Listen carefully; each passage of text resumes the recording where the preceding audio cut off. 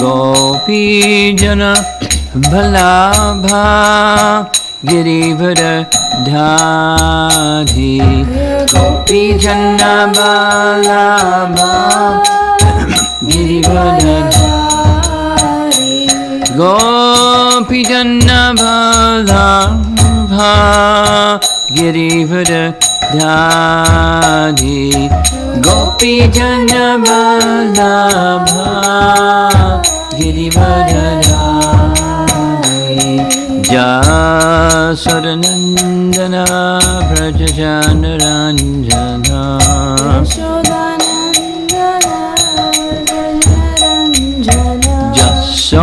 Jasodanandana Brajajana Ranjana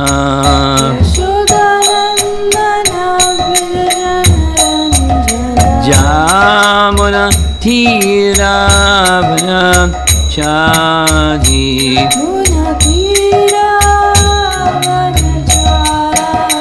Jamuna Thiravana Chadi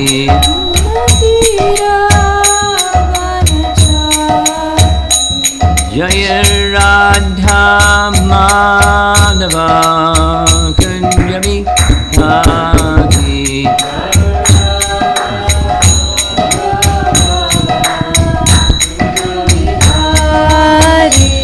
Jaya Radha Madhava Kunjabi Hadi Jaya Radha Madhava Kunjabi Hari Gopi Janabala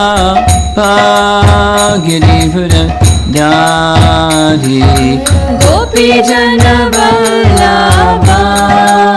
Girivara Dhari Gopi Janabala Girivara Dhari Jaya Gopi Janabala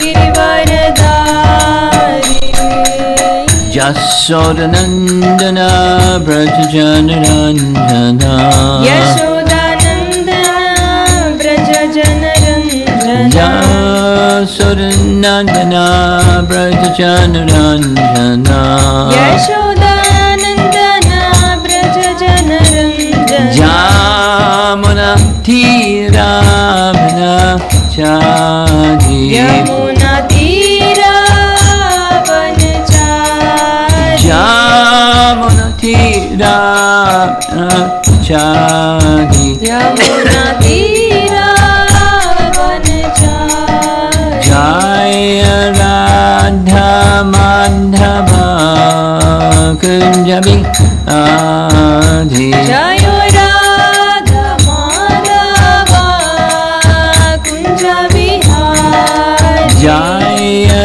Radha Madhava Kunjabi Hadi Jaya Radha Madhava Kunjabi Hari Jayom Vishnupad Paramahansa Parivajagacharya Astatara Satasi Sivad His Divine Grace is the Bhaktivedanta Swami Srila Prabhupada Ki Gaura Premanandi.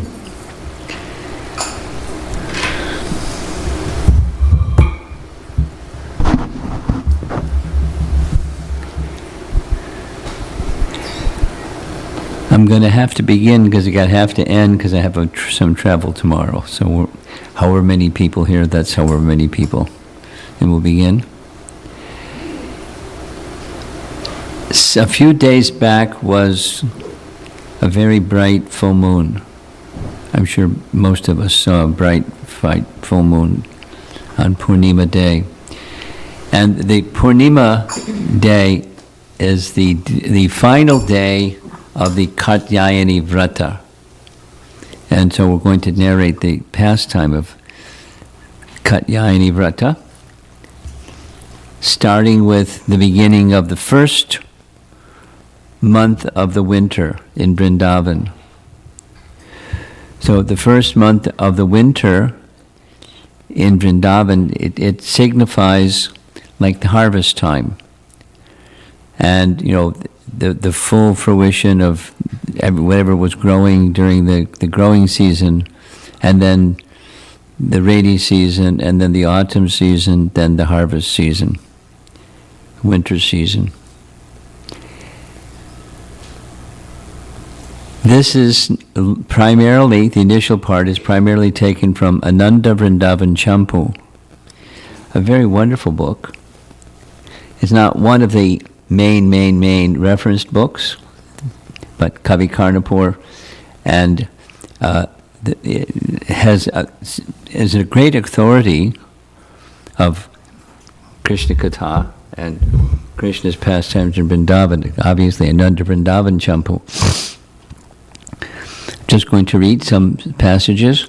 The Vraja Kumaris, like Danyasaki, who possessed unlimited affection for Krishna, played the part of sadhakas, seeking to perfect the purity of their love for Krishna. In other words, all of the gopis of Vrindavan, they're not sadhakas, they're siddhas. But they were acting as if they were sadhakas for our benefit. One day, due to their sadhana, intense hope of the Brajakumaris to attain Krishna as their husband blossomed like a flower on the desire tree of their hearts. So there's something to say about poetry, because one of the things with poetry is it's very nice sounding, but another thing with poetry is something that's known can help us understand something not known. So therefore, metaphor, comparing something known to something that we don't really know, that there's this intense longing that Krishna should become their husband. Now, once again, these are siddhas. These are eternally perfect souls. When Krishna appears, they appear. And they appear to enhance Krishna's pastimes and engage in loving exchange with Krishna, as in the spiritual world, so also here, in his worldly pastime. Here's Jiva Goswami's comment exactly on this point. The gopis eternally possess prema. They are fully accomplished. What is the question of sadhana for them? Considering the highest attainment of prema, realized with pure sweetness, becomes mixed if they begin thinking of Krishna as the Supreme Lord and thinking that he is the cause of pure bhakti out of reverence. So that's not their position. Bhagavan is controlled by prema alone, but the people of Vraja are not praised for such mixed prema. Mixed prema means in the Aishvarya feature. He's the Supreme Lord, and therefore, because he's the Supreme Lord, fill in the blank. They have devotion for him in an exalted fashion. Not so. They're not mixed premis, they're Shuddha premis. Back to Ananda Vrindavan Champu. Somehow or other on that day, the parents thought that their daughters would be happy by getting good husbands. So, they, the parents, happily helped their daughters observe the necessary vows to fulfill their natural desire. Again, this is, for those of you that just walked in, they're acting as if they're sadhakas, but they're not. They're siddhas, they're perfect. But they're acting as if. And the parents are acting as if they're helping their little daughters. Now, it's a detail. The graphic that you see here, these are young girls. There's some paintings of this pastime that show they're like teenagers, but they're not teenagers. They're little girls. And Vedic culture was a little different than modern culture. Vedic culture was little girls, even before they knew, they had attained, puberty or the kind of desires to have a male friend, a boyfriend, or a husband. It was part of the culture. Young girls were encouraged, nurtured by their parents to do like that. So this kind of painting shows their age. With great affection, the mothers warned their daughters, "Your young bodies are so delicate as flowering creepers. Therefore, you cannot endure painful austerities. How you'll be able to suppress the bliss you are feeling within and show the determination needed to perform such difficult activities," the Katyayani Vrutha. Such discouraging words merely increase the gopis' determination. Something about young people and putting up a roadblock, they get more determined. The mothers inquired from their daughters, "Oh, young girls, who is the Devata whom you are worshipping? Who is the Acharya directing the chanting of Vedic mantras? Think about this carefully and tell us." Well, mothers aren't going to get a straight answer from the kids. To stop any further discussion of the subject, the unmarried gopis thought about their mother's words and answered modestly, "If any living entity puts their determined faith in any devata, the devata will surely fulfill their desires. Therefore, we will worship the goddess Katyayani." Which tells us that few things. One is, in Braja at the time, even youngsters, they were aware of devas and devis and devatas and worship of them to attain something. So what's that devata, what a young girl would turn to achieve their desire? There's a good husband. And they were very clear now who, any good husband, they were clear who that good husband was. Being discouraged by their mother's words from performing the Katyayani Vrata, the gopis felt temporarily despondent. Nevertheless, when the first day of the Hemanta season arrived, so that's this month that ends with the Purnima, and so the month preceding, for a whole month, they did this Vrata. Waves of blissful rasa agitated the ocean of their hearts. Again, these are eternal associates of Krishna. And as Krishna appears, his eternal associates appear with him, and they engage in their eternal Nitya Lila in this world. And so this is one of those eternal pastimes. With great enthusiasm, they collected Havishana and other articles to execute the Katyayani Vrata. Note, this depicts the girl's age. They're quite young, which is intended. The burning desire to attain Krishna, when the minds of the gopis interrupted their sleep and forced them to wake up in the middle of the night.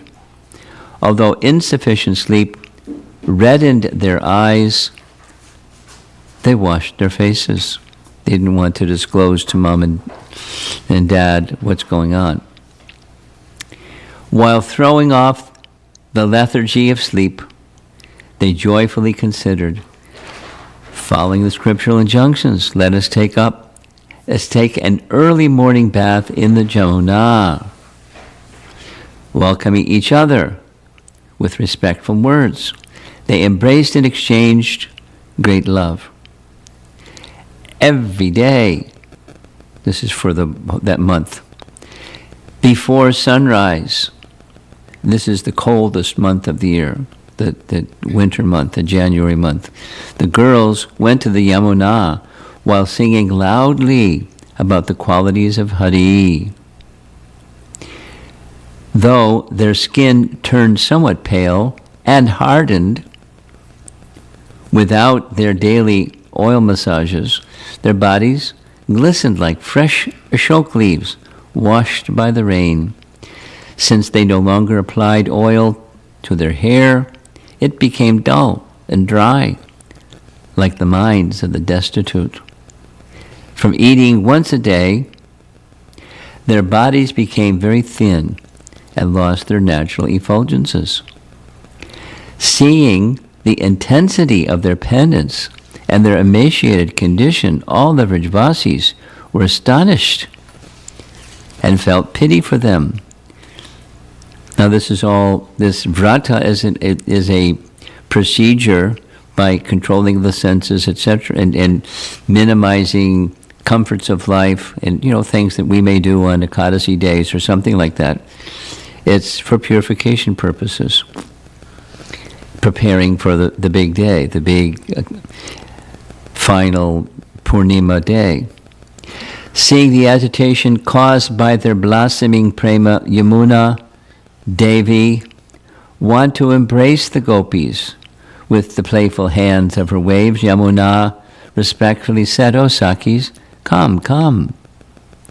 Understanding the desire of the young girls, Yamuna Devi offered her respects and tenderly looked at the gopis. So in the Goloka, in Vrindavan, everything is personified. The trees are personified, the water is personified. There's nothing that's not person. Upon arriving at the Yamuna, the impatient Vrajkumaris immediately threw off their woolen shawls, covered by thin white cotton bathing outfits. The gopis shivered and softly sighed due to the chilly morning air, what to speak of when they got in the water. Commencing their vrata, the Vrajkumaris offered obeisances to Kalindi before bathing. Climbing down the bank, they slowly entered the water. Ignoring the cold, they followed all the prescribed rules and completed their baths. After tying up their hair, the gopis, who were expert in various arts, proceeded to a special place on the bank of the Yamuna. They occasionally sighed from the cold while carrying the puja paraphernalia that they had painstakingly gathered. Feeling compassionate, Suryadev gradually dispelled their chill by caressing them with his gentle, warm rays. Thus, Suryadev showed more affection to the gopis than his own daughter, Yamuna Devi. As you all know, the Yamuna is the daughter of Suryadev, the sun god. So there's the Yamuna and there's the sun, and he's more kind than the Yamuna because he warms them and it's so cold. The gopis set the excellent puja items on the sandy white banks of the Yamuna, which glistened like camphor powder. They chose a clean, quiet place for puja. It was a secluded location, undisturbed by the wind, and free from the contamination of Yamuna foam and the footprints of birds and animals.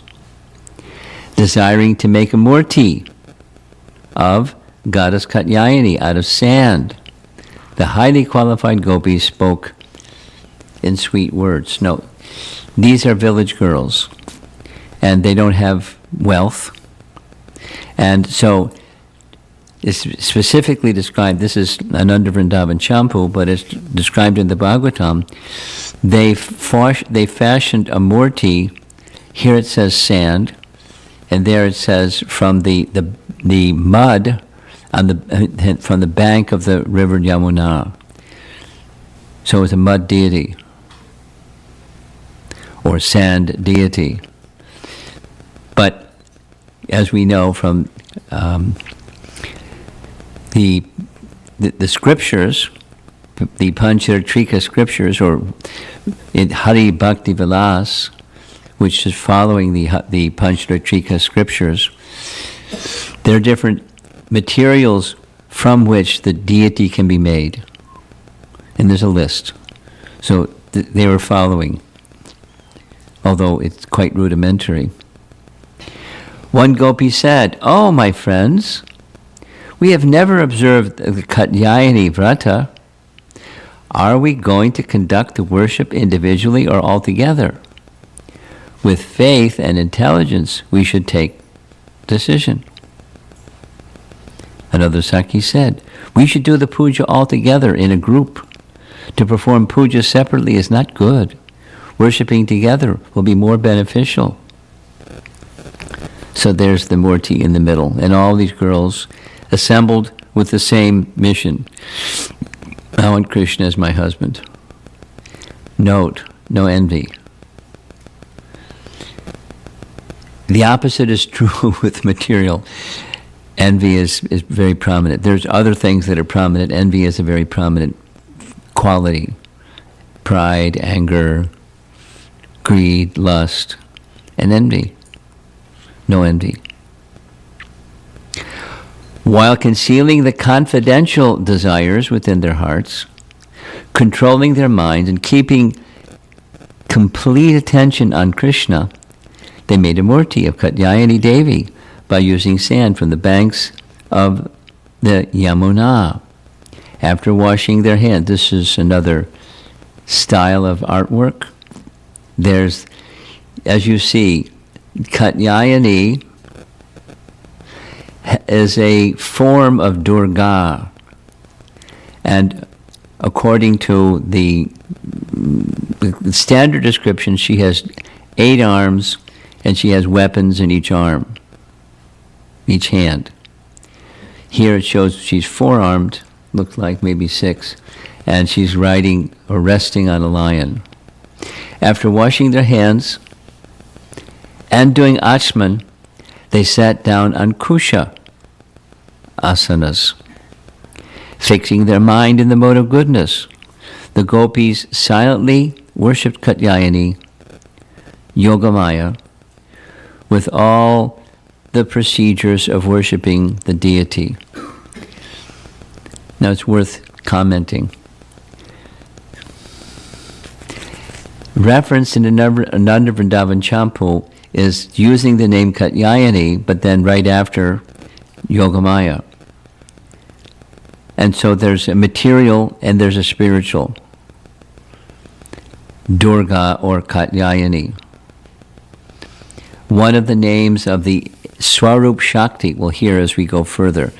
The internal Krishna's own spiritual potency in the spiritual world, Katyayani is one of the names. Durga is one of the names. And when each of the names of the Shakti that rules in this material world, Maya, has a spiritual counterpart. Where does the material manifestation come from? From the spiritual. And the spiritual is Krishna's Swarup Shakti. So this is a very reasonable conclusion reached by Jiva Goswami. You can't achieve Krishna by worshipping Mahamaya. You can achieve worshipping Krishna by Yogamaya. And so they're worshipping knowingly, because they're eternal associates. For those of you that came a little late, these young girls, they're Krishna's eternal associates. They're performing a sadhana as if they weren't. If they wanted to achieve something through the means of sadhana, and that's sadhya, the position of a relationship with Krishna as their husband. But they're eternally connected with Krishna in that way. So it's a pastime. And in the pastime, they're worshipping a deity that they fashioned from sand or from the mud at the banks of the river Jamuna.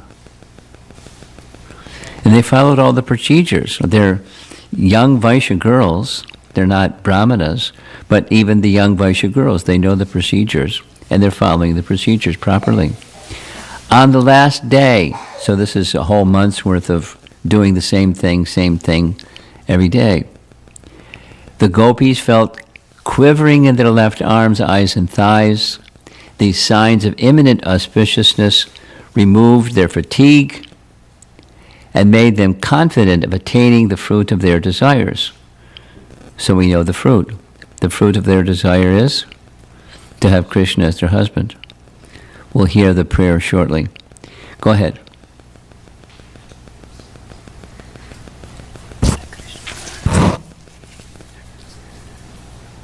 You got to get a front row seat, right? Yeah. Good.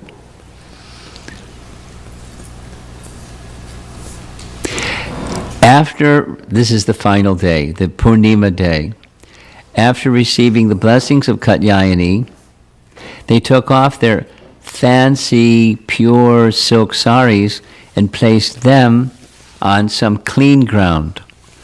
Following the local customs, they bathed naked in the Jamuna on that day. Meanwhile, according to the previous day's plan, the young cowherd boys walked toward the pastures. Though Krishna is very strong and independent, Krishna became controlled by the pure love of the gopis and thus moved in their direction. Now, Vishwanath Chakravarti Thakur writes a commentary on this little section. He says the boys that were with Krishna were toddlers. They were 2 to 3 years old, because Krishna wasn't 5 years old yet. He's taking care of calves, not cows. This is the stage. And his friends were younger than he. The boys were completely naked and unaware of the difference between boys and girls. And when Krishna went out to herd the cows, they followed him just because they're attached to Krishna, not because of the calves, taking care of the calves, because they're attached to his association. The prema of the young girl gopis reached perfection because it had the desire to give bliss to Krishna as its only goal.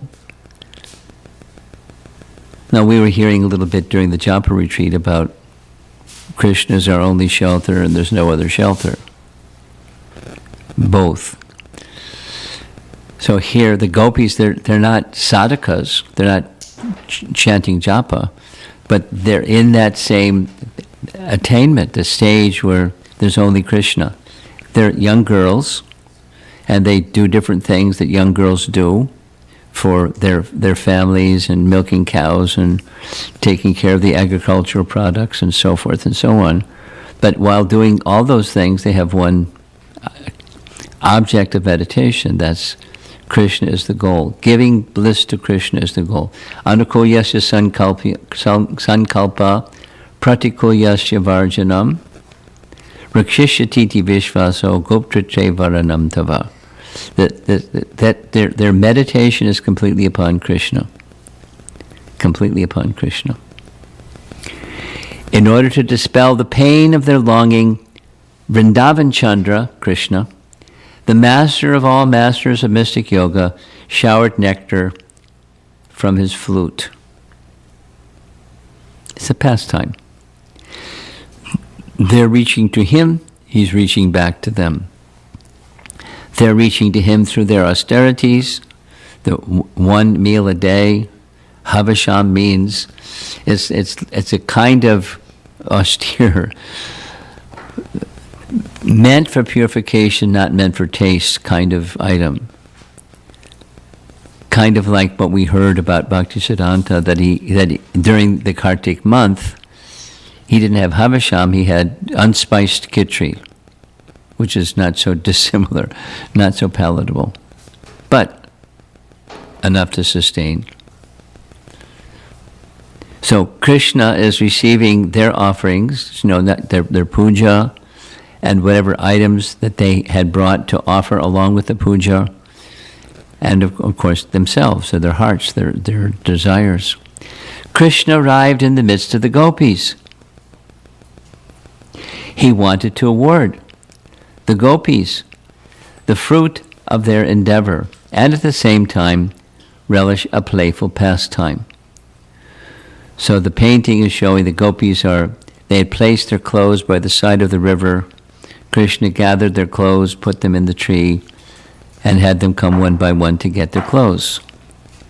So this is an extra painting. This is showing, their more mature stage, but their complete absorption. And their prayer, their sankalpa, may the son of the king of Nanda become my husband. Pretty simple. Here's another B.G. Sharma painting depicting, of course, these are girls that are a little older than they really were. Here's another similar painting and another similar painting. This one on the right is a BBT painting. Underneath the tree, that's the Katyayani fashioned from mud, and the paraphernalia for offering puja. And Krishna's interacting with them. In Vrindavan, many of you have been to Vrindavan. How many have been to Vrindavan?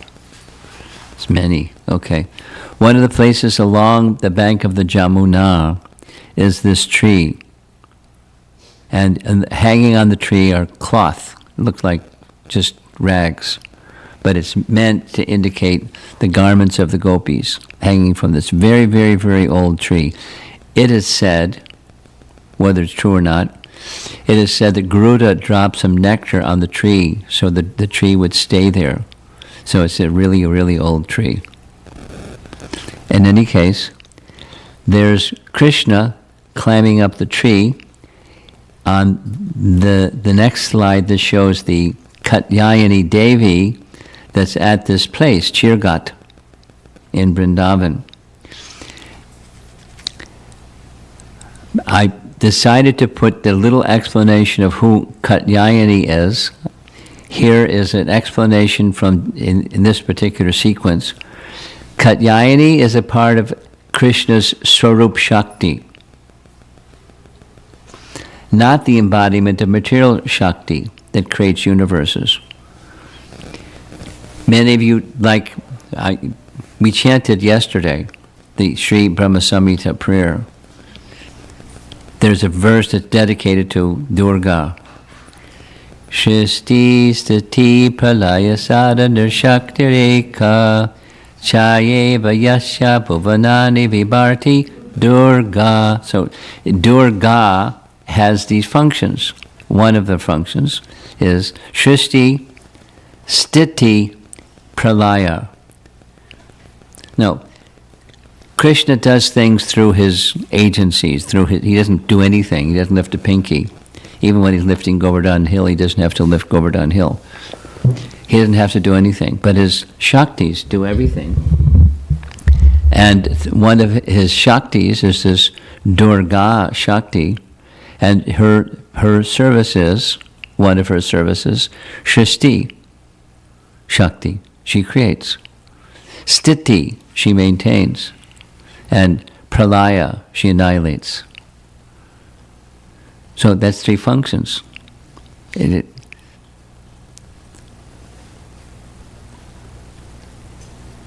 Three functions. So Jiva Goswami is explaining who this Katyayani Vrutha is, not the one that's in the picture with her 8 arms and carrying weapons and riding a lion, and you better watch out, here she comes. Here's the verse. And let's see if it's embedded in this little slide. I think so. Yeah.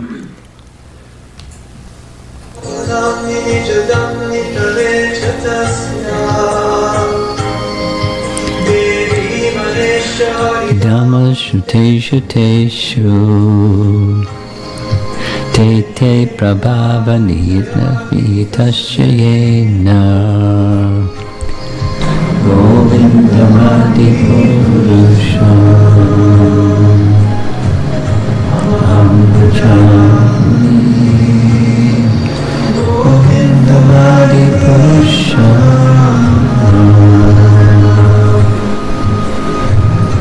Amrachami. So here's the translation isn't here. I'm surprised. But this is speaking of where she's situated. Krishna's Nija Dhamni, his own abode, is in Goloka. And then the way that Bhaktisiddhanta describes Lord Brahma is looking up from Devi Dham. Above Devi Dham is Mahesh Dham. Above Mahesh Dham is Hari Dham. Above Hari Dham is Goloka Dham.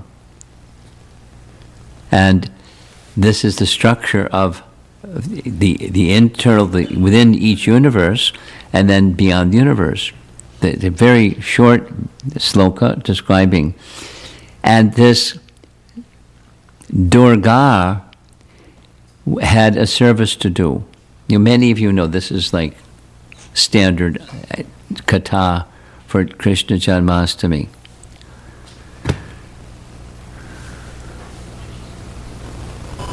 Don't look at her, I'm looking at you.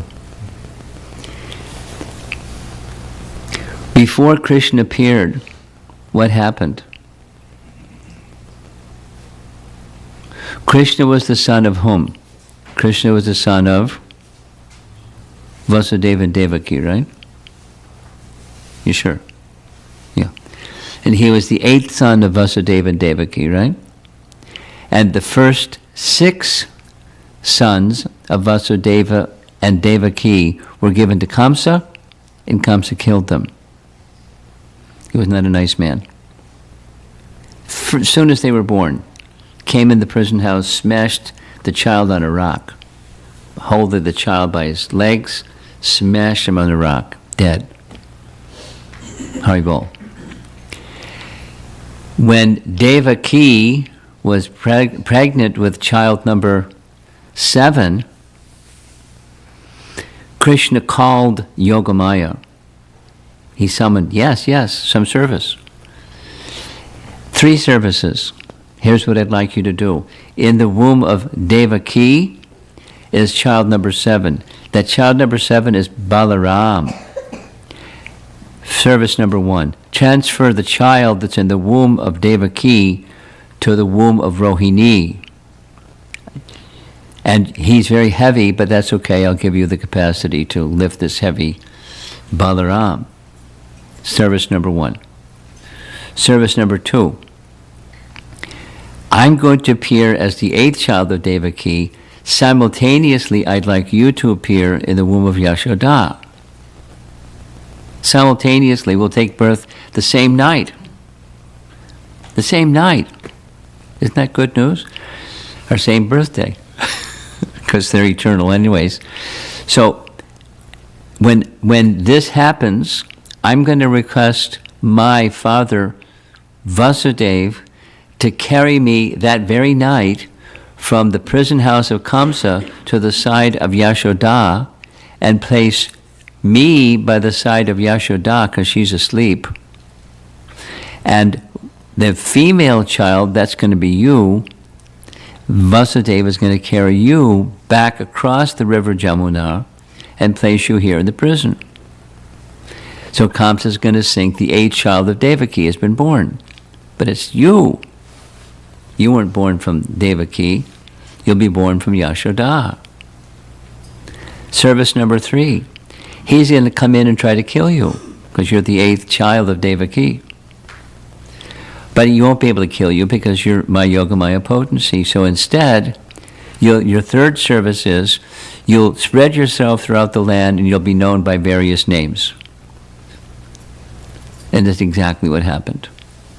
So Durga and Yogamaya are the same entity, except one is the shadow, or Chaya Devi, and the other is the original entity. It's important to understand, here we are in Devi Dham, and it's a reflection of the spiritual world. It's a reflection.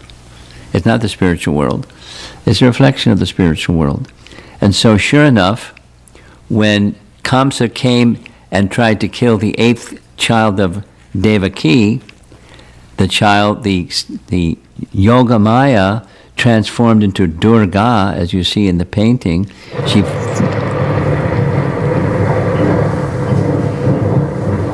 She flew in the sky and laughed hideously at Kamsa.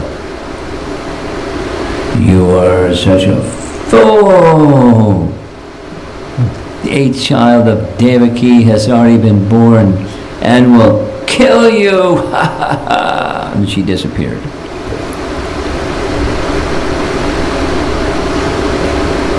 So, Yogamaya and Durga are the original and the shadow of the original.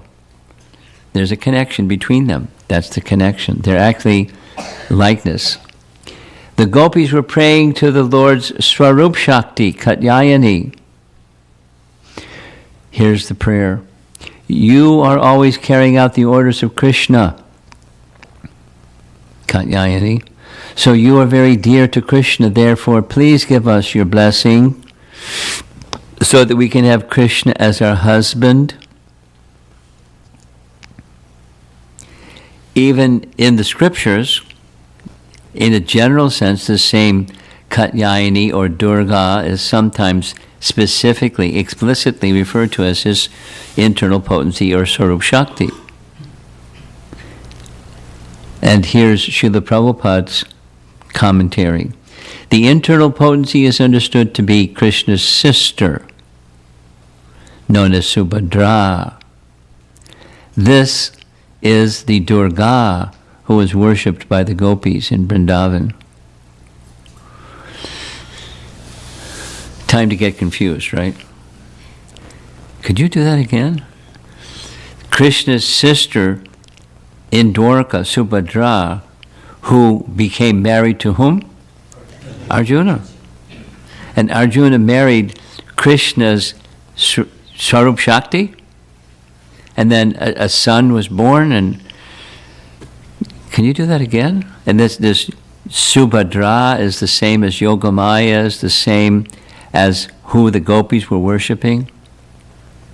To have Krishna as their husband, same.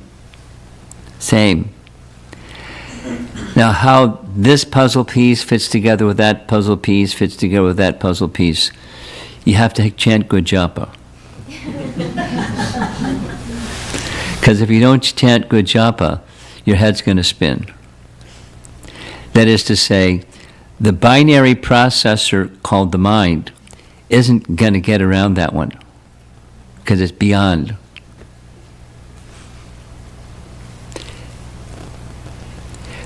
Maybe you remember from this little discussion we had about Bhakti Siddhanta and his set of prayers about chanting from his appearance day. That was one of the conclusions. But it wasn't a prayer, it was a letter to a disciple. And then it was just printed in his letters. And the concluding section is, all of this is difficult to understand. You have to come to the stage of pure chanting of the holy name, and then you'll understand it. So, my dear devotees, if you don't understand all this, it's welcome to the club. And what to do about not understanding it? It's not going to be the mind is going to sort it through. It's not a transcendental teach. So, to some extent, you can get a glimpse or glimmer or a notion, but this kind of thing is not so discernible by a mind that's is not clean yet, not pure. And how to che to darpana marginum. That's how, through sound. This is the Durga who was worshipped by the gopis in Vrindavan. Here's their prayer. O goddess Katyayani, O great potency of the Lord, O possessor of great mystic power and mighty controller of all, please make the son of Nanda Maharaj my husband. I offer my obeisances unto you. Now, they're all praying the same thing. And there's no envy. And Krishna is attracted to prema, and they all have prema. They're not sadhakas. They're acting as if they're sadhakas. They're doing things that sadhakas might do, worshipping in order to get something. Karma kanda. You do something to get something. A particular deva or devi is propitiated with certain mantras because you want something. You want money, or you want something. That they're not karma kanda performers. They're performing. They're engaged in a loving exchange with Krishna at very young age, and Krishna is going to reciprocate. Wait till you hear how Krishna reciprocates. Here's that same painting. Same pastime. This is Durga appearing in the sky. This is from Bhagavatam, because we've been referencing Ananda Vrindavan Champu. This is Canto 10, Chapter 2. In different places on the surface of the earth, people will give you different names, such as Durga, Bhadrakali, Vijaya, Vaishnavi, Kumuda, Chandika, Krishna, Madhavi, Katyayani, Maya, Narayani, it's so forth.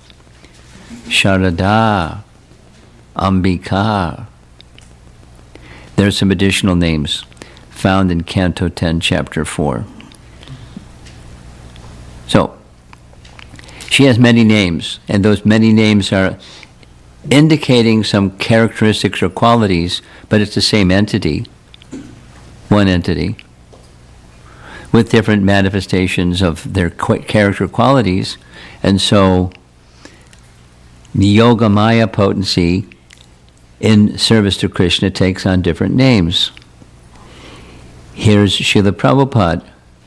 The Lord's inferior potency, known as Durga, is dedicated to his loving service. Being the Lord's potency, the inferior energy is not different from him. Now, the painting, you've seen this painting before. Most of us have seen this painting before. It's Mahavishnu glancing over Pradhan in the process of creation. The glance is Shambhu. The living entities are carried by that glance, along with the time energy, Kala. Because in order to have creation, you have to have all those things. You have to have living entities, you have to have time, because stuff doesn't happen without time. So he has his own time potency. And where's that time potency come from? It's his potency. And Rama Devi, not pictured here because she's within, she entrusts all this to the glance. And the glance contacts Pradhan. And then Pradhan transforms. As you see, the transformation is Durga, known by these different names. But this Durga is but his spiritual potency then transformed by the glance. And then she does what she does. Srishti, Sthiti, Pralaya, etc. The material feature of Katyayani is the form of Durga, who slayed the demon Mahishasura. Her name is derived from the sage Katyayana. So it's a long narration, but there's the demon, and in order to rescue the demigods, approached Katyayani, help. She said, sure. And with her spear, she let him have it. And there was a battle and very interesting exchange between the two, but that's what the material Durga or Katyayani specifically, she slayed Mahishasura. And then there's the spiritual potency. There is another superior potency whose form is on the same spiritual level as that of God himself. That spiritual supreme potency of the Lord is known as Gokuleshwari, the goddess of Gokula. Her nature is to be completely absorbed in love of God, and through her, one can easily obtain primeval God, the Lord of all that be. So once again, the Yogamaya potency is being compared to Radharani. It's not a one-to-one correspondence. So what is it? She carries forward pastimes of Krishna, specific pastimes of Krishna, the conjugal pastimes, and that's what she does. So Yogamaya is subservient to her. They're not one and the same. But Yogamaya is subservient to her. Gopis worship of her, however, is filled with the joy of the highest prema. And Krishna cannot be attained by worshipping of the material Maya. This internal potency of the Lord has a covering potency, known as Mahamaya, who is the ruler of the world. She bewilders, this is Prabhupada, in his writing Narada Pancharatra. She bewilders the entire universe, and thus everyone within this universe falsely identifies himself with the material body. Now, that we deal with that too much, right? So how to get out of that conundrum and move to the spiritual position?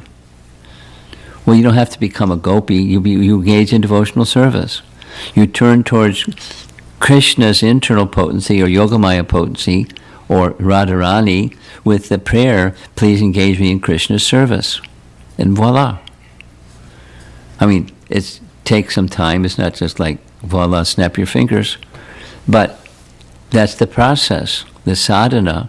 As these gopis, some of you came a little later, the gopis are doing a sadhana for a whole month to achieve a sadhya, a goal, that Krishna will become their husband.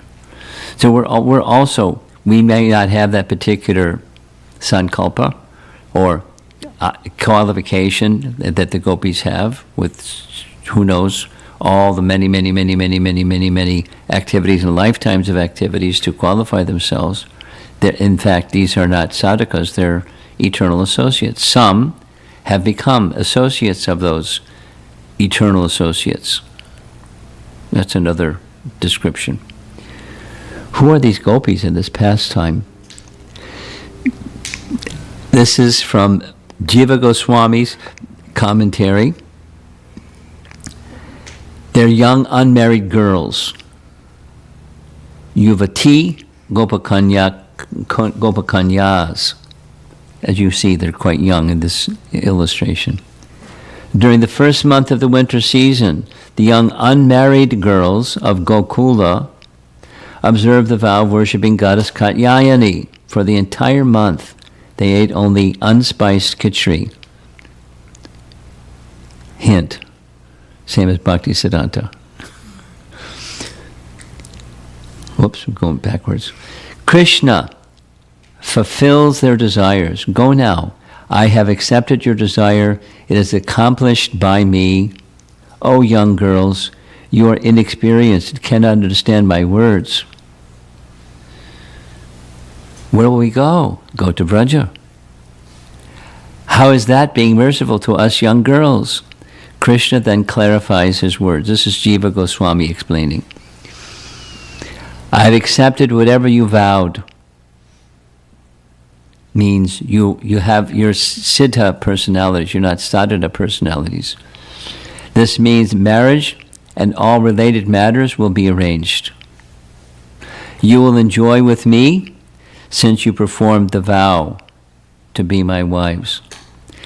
Now, the explanation that's being stated here by Jiva Goswami is explained in detail by Rupa Goswami, and we're going to touch on it. Lalita Madhava.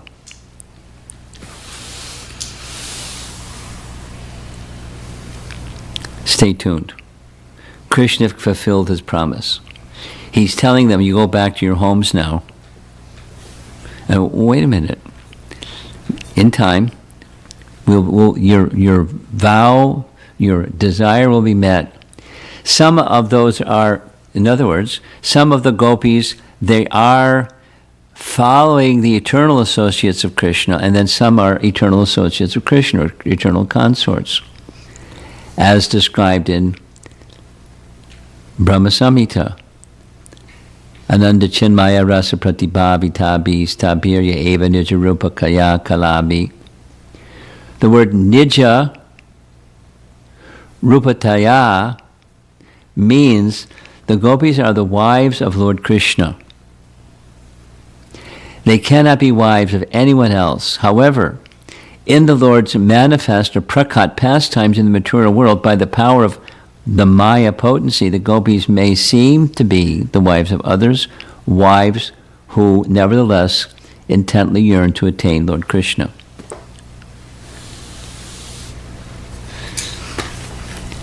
Two things. Why did I pick this topic? One of the reasons is I picked the topic because we passed over it. We're in the midst of preparing for the Japa retreat, and the Purnima passed. So it is an important Purnima. Katyayani Vrutha Purnima. So I wanted to do. Second, maybe some of you know, and some of you may not know, every year for the past 37, 38 years, every Memorial Day weekend we've been having, I and others, have been having a retreat in Gitanagari. And this past year, a devotee, Prabhupada disciple, I give this little seminar on different topics with different devotees, different godbrothers. So this past year, it was Garuda Prabhu. Some of you know who he is. Many of you may not know who he is. Too bad for you. He's a wonderful person who I got to know many, many, many years ago when he was doing his PhD in Sanskrit at Harvard University. I'll say it again. He was doing his PhD in Sanskrit at Harvard University. He's a PhD graduate from Harvard University in Sanskrit. And he is a wonderful person. And he's now a professor somewhere in Virginia area. And he accepted an invitation we would co-teach. I spoke on the Bhagavatam in relation to different topics, and he spoke on what he's written 3 books on, which is Krishna's Rasa Dance. And so, whoa, our audience, these are new people. How are you going to get new people to understand your books on Rasa Dance? He said, don't worry. I'm used to speaking to all kinds of people that don't really know too much about anything. So I'm not going to water it down, but I'm not going to go way up there either. And it was this recorded, and he presented it in such a nice way that then there were questions like, I've been around the Hare Krishna movement for umpteen years, and I was always like, whoa, I'm staying away from the Rasa Leela topic because it's, it's too high, and I'm not qualified.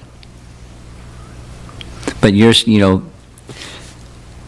speaking about it all the time, new to all kinds of audiences, and new audiences, including many of the people in the room here.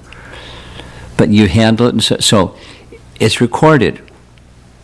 You can listen to it, and I'll clue you. He has a great sense of humor. There was a lot of laughter, and laughter that makes you so much laughter that you cry. Some of you in the room, you may know Vishaka and Yadubar. Anybody here know Vishaka and Yadubar? Some of you do. They made videos, documentaries, because they were into film, and that was a service that Prabhupada gave them, and they made, many films, preaching films and documentary films and films. She, Vishaka, is now the temple president of Bhaktivedanta Manor. Try being the president of Bhaktivedanta Manor for a while. She's a very capable Mataji.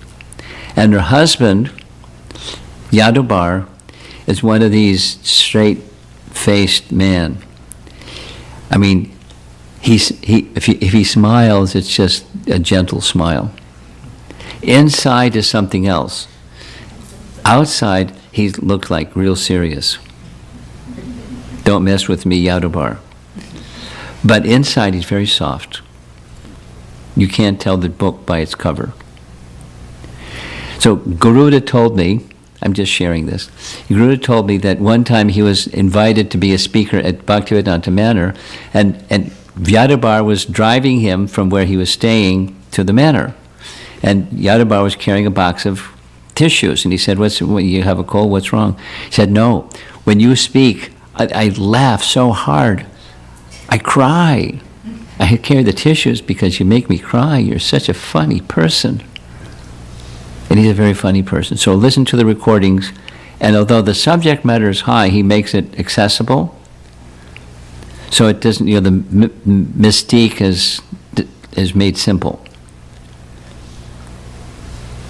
And I won't give you the clue of how he did it. He has command of Sanskrit. He has command of a very esoteric part of Krishna's pastimes and how to make it accessible to people. And that's the second reason why I chose this topic. Because those of us that were trained by Prabhupada knew, watch out for people that take things cheaply. And they imitate Krishna's pastimes.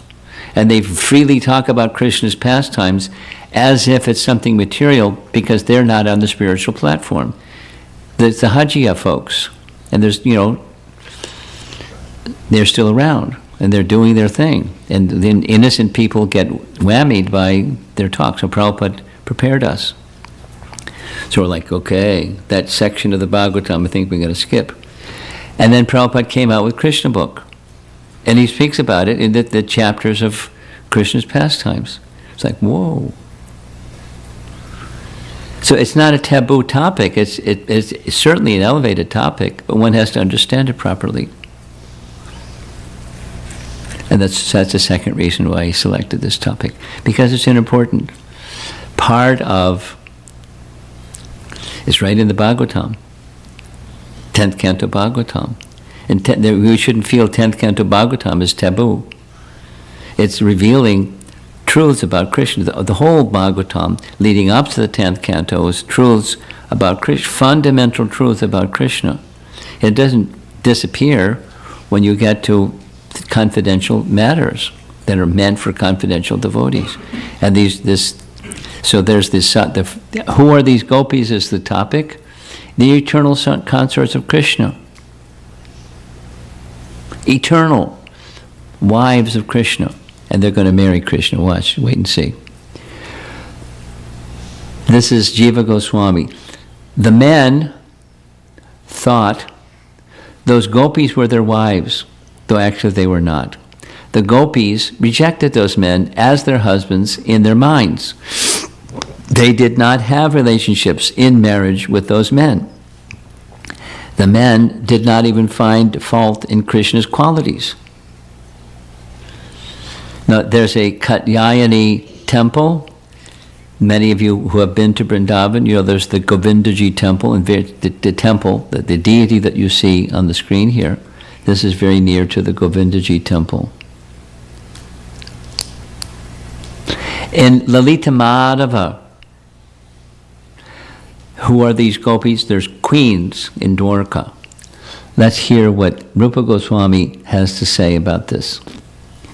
This is the format of Lalita Madhava is a question-answer format. And Gargi is asking questions of Uddhava. Are the girls in Goloka or Gokula who so devotedly observed the vow of worship goddess Katyayani well? She wanted to know from Uddhava. Their hearts burning with pain, 16,100 gopis offered prayers to the goddess Kama, or Katyayani. As they were praying on the Jamuna shore, a very ferocious demon violently kidnapped them all.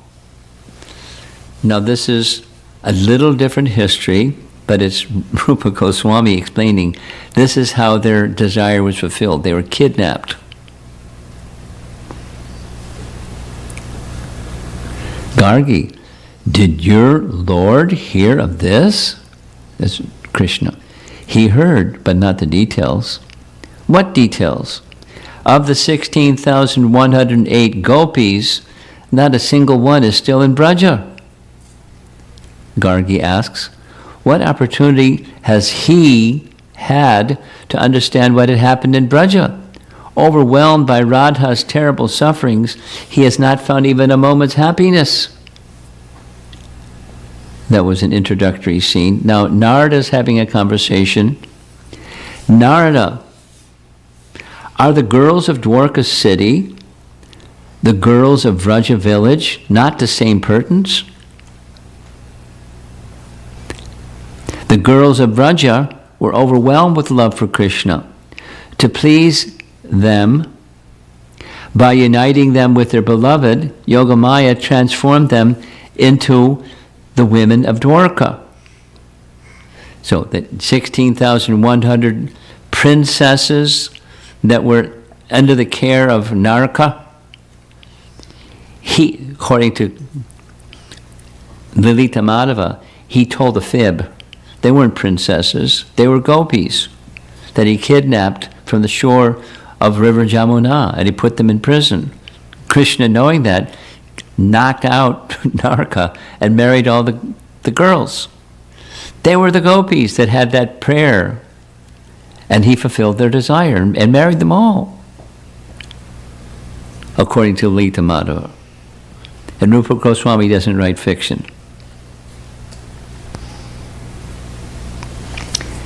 They now think their previous existence in Vraja to be like a long dream, and they think Uddhava's visit, and their journey to Kurukshetra was only stories. You with me? Kind of. Now we're flipping back and forth between Lalita Madhava. This is now going back to Srila Prabhupada's commentary in the Bhagavatam, 10th canto, chapter 22. Just as Krishna is free of all impure desire, so are the gopis. Their attempt to gain Krishna as their husband was therefore motivated not by a desire for personal sense gratification, but by their overwhelming desire to serve Krishna and please him. Again, Prabhupada. Because of their intense love, the gopis did not see Krishna as God, but rather as the most wonderful boy in all creation, and being beautiful young girls, they desired only to please him by loving service. We're about to end. The desire of those who fix their minds on me does not lead to material desire for sense gratification, just as barley corns burned by the sun and then cooked can no longer grow into new sprouts. A poetic image.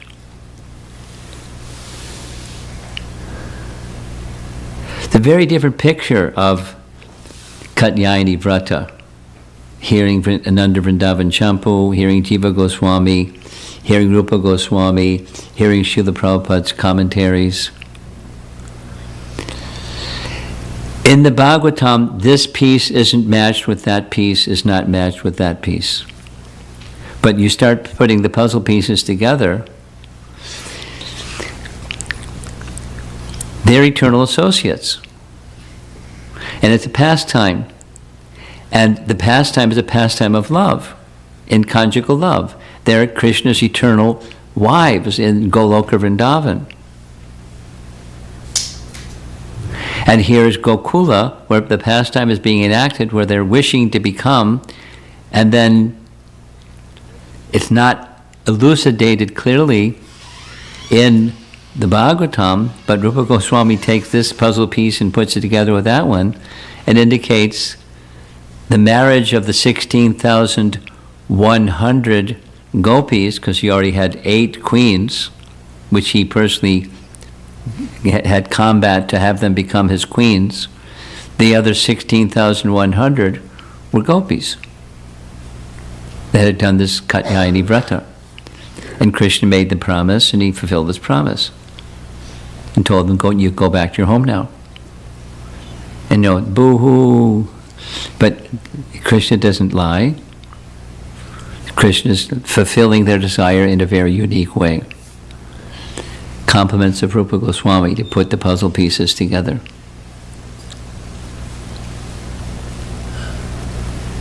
Nice? A little different, huh? I bet you were wondering, what's Maharaj going to be speaking about Katyayani Vrutha, and how's this going to work?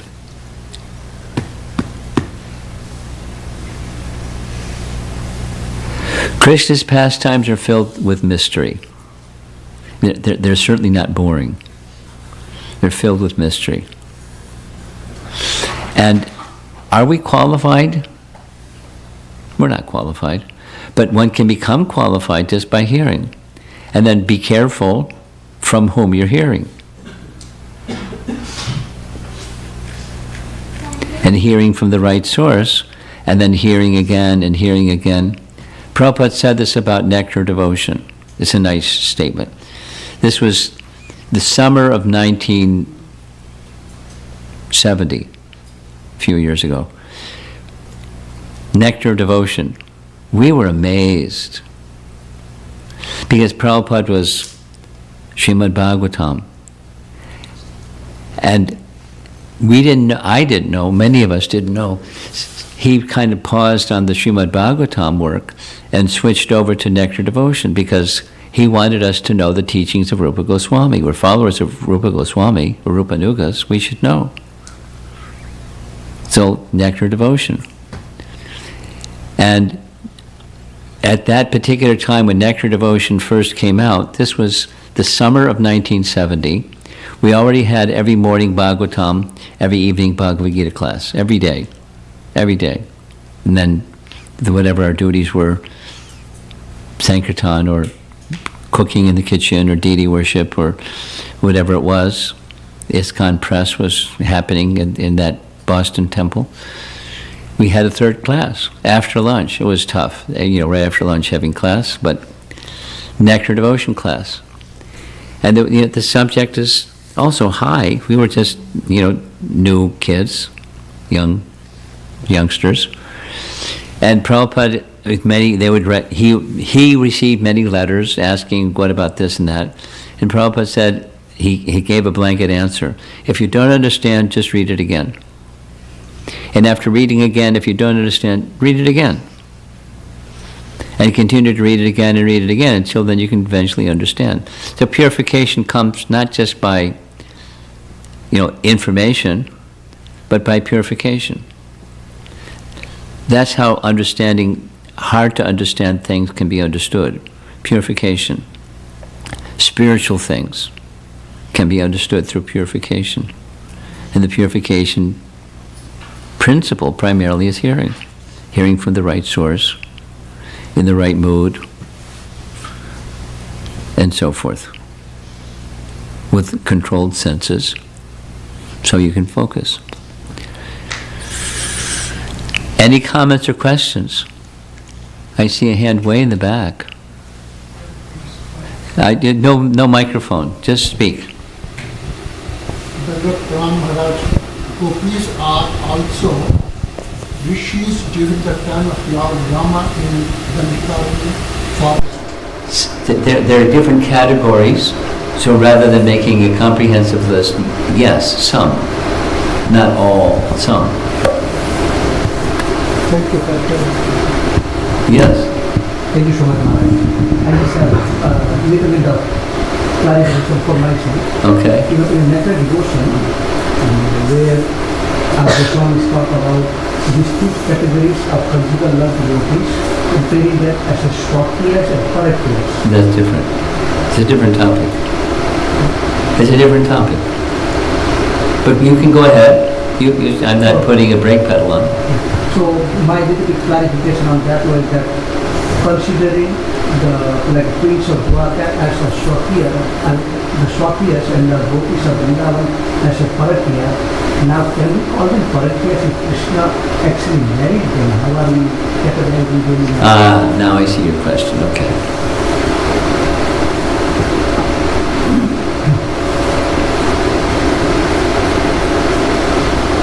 Well, how many gopis were there? Asankhya. So some became queens, and some didn't become queens. But so that's a nice question. That's a nice question. So those that are in this mood of Swakiya, they stayed in that Swakiya mood, but some were literally wishing that Krishna become their husband, as if they were sadhakas and Krishna fulfilled that desire. So there's still two categories. That's my understanding anyway. It's a nice question. I'd like to research it further, but that's my understanding. Yes? I have two questions, Maharaj.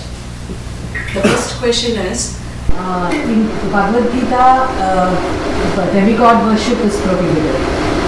But in the Krishna book, Prabhupada justifies worshipping Katyayani, saying that since the gopis wanted to marry Krishna, they were actually praying for Krishna.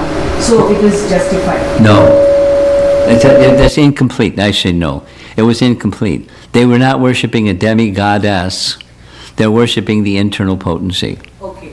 So, There's the justification. That answers my question. I was going to ask, if we go to any Krishna temple where a demigod deity is there, what is Prabhupada's instruction on that? Respect or prayer or pray for Krishna's grace or just walk away? No, not just walk away. Respect. okay. And then commensurate with the situation, depending on you and your upbringing, but don't. The prohibition is don't make the mistake of thinking the part is the whole. Okay, thank you. The second question is, I've seen On YouTube, I've seen a ISKCON devotee mention that during when Brahma kidnapped the carts and the calves and the gopas, the cowherd boys, Krishna expanded himself as the cowherd boys, and at that time he married the gopis. What is the truth in that statement?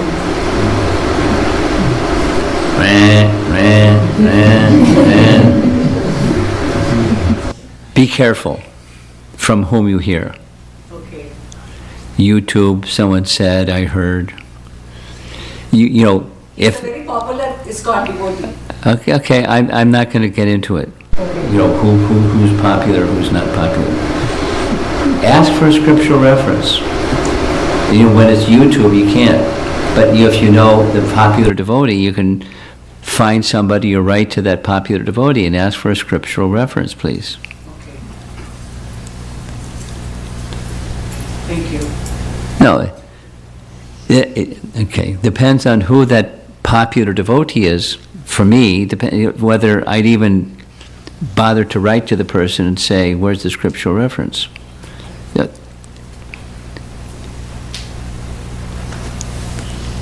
Yes. Thank you so much. Thank you for the comprehensive insights. Very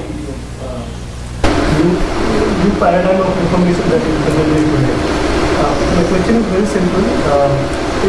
It seems very obvious, but just confirming that is Gopaleshwari same as Radharani? Yeah. Yes. Maharaj, being part of Krishna, do all Jivatmas have Adhyatmic Swarup also? Do all Jivatmas have what? Spiritual Swarup. Of course. And then how do we find out what is our story? Is this the... It becomes, there's a ring back. Are you moving the dial? Some interaction. Okay.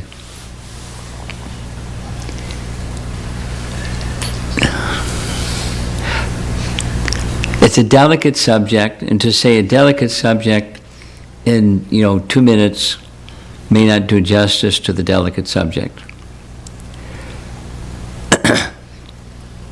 Our constitutional identity is revealed. According to what we heard yesterday, in this letter Bhaktisiddhanta wrote to a disciple, it's revealed through the medium of the holy name. So come to the stage of offenseless chanting, and in that offenseless chanting, coverings are removed, and truth or reality or absolute nature becomes revealed.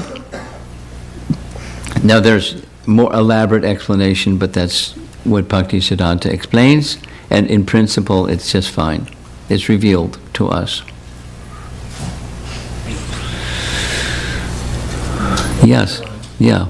I was just thinking about the position of Gopas versus Gopis. We hear that Gopas, they never can accept Krishna as a supreme lord, and they treat Krishna almost like someone who's inferior to them. But Gopis on the other side is like pretty much wanting to marry Krishna, treating him as a supreme. No, wait, you just added something, see him as supreme. They wanted to marry Krishna.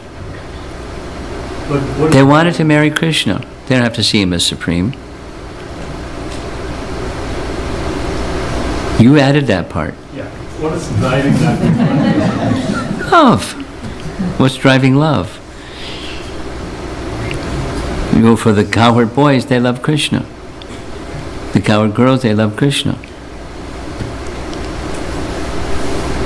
What's driving it? The attraction to the all-attractive, according to Rasa, this question. They have a natural attraction. You're doubtful. 2 hands, and this is it. Yeah, you put your hand up. Put your hand up again. Go ahead, speak. Hare Krishna Maharaj. Maharaj, in Bhagavad Gita, Krishna says in the Vibhutis that I am the Mankshish in the months. You're the what? Mankshish month. The month when Katyayani.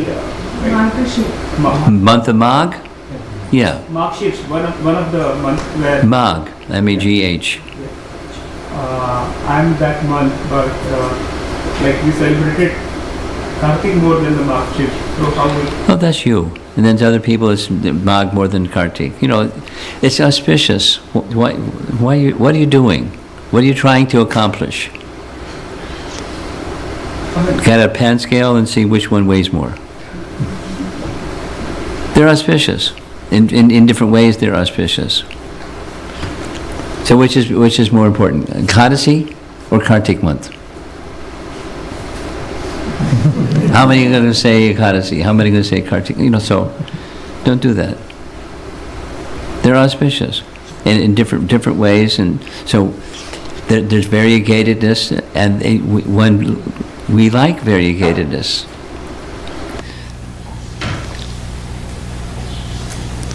Okay? Okay.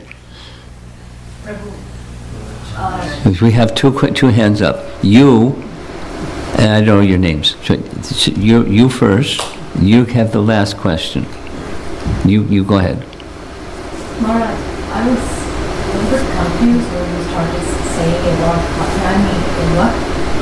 The moment I heard Katyayani, it's like, it's a female. You know it's female. Yeah.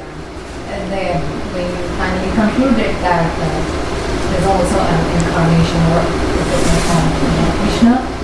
So that's No, I didn't say that. yeah. Shakti. That's where I suppose. Shakti. She's Swarup Shakti. Or the reflection, or Chaya, the shadow of. But Shakti, not Shaktiman.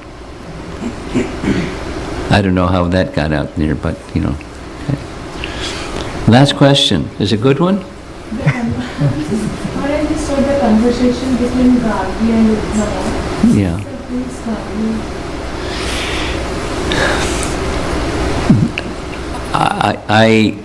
I would have to, I'm not sure. So I don't want to say something I'm not sure because it's not a good thing to say. I think, but I'm not sure. That there's some connection between Gargamuni and Gargi. And I think, but I'm not sure, that Gargi is the daughter of Gargamuni. It would make sense, but I'm not sure. Is anybody in the room sure? Gargi and her relationship, or who is she? You can look it up. I invite you, and you can report to us later. The slide said something at the top, Maharaj, in the slide that you're presenting the Q&A. It says something at the top about the conversation.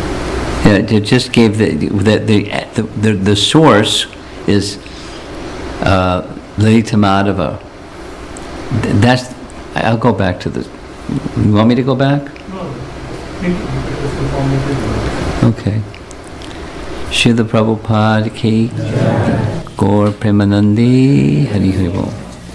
Maharaj ki.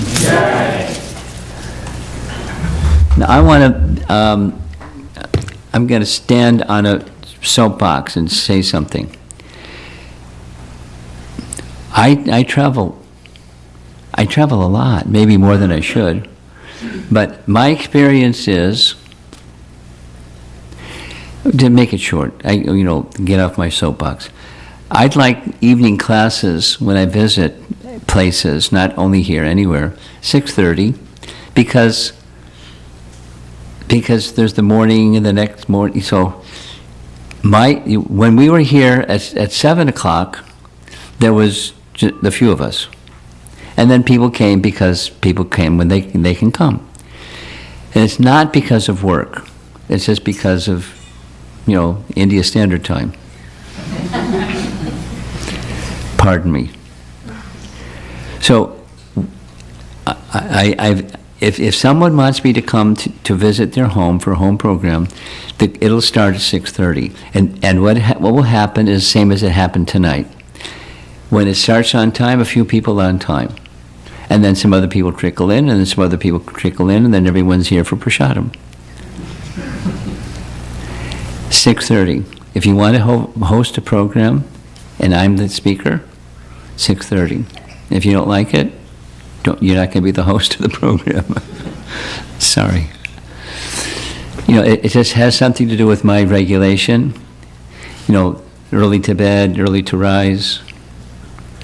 You can't get to bed early if you get to bed late. So pardon my sannyas-ness, but 6:30. Thank you. And here's some Mahaprasadam. I've been holding off, but so we'll distribute what's left. There's just like when I came, you saw. Bring. There were a group of devotees that came from San Diego, and what you all received as Mahaprasadam yesterday was from San Diego, because they know I like to distribute Mahaprasadam.